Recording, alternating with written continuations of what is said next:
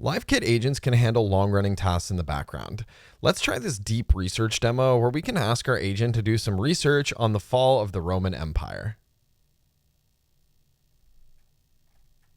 Hey, I'm your research assistant. I can help you do deep research on any topic using EXA.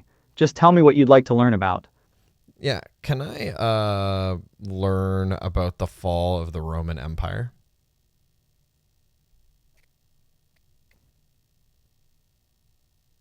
Great, I've started the deep research on the fall of the Roman Empire. I'll keep you updated as I gather insights. This comprehensive analysis will cover key factors like political instability, economic challenges, military pressures, and cultural shifts that contributed to the decline. I'll let you know when I have more to share. I'm looking into what made the Roman Empire's leadership so shaky during its final years. I'm digging into how Rome's economy weakened over time, especially its heavy reliance on slave labor.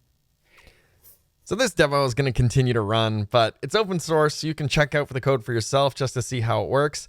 The demo is also publicly available via LiveKit Cloud, so you can load it up, you can ask it some questions and do some deep research. Let us know how it goes.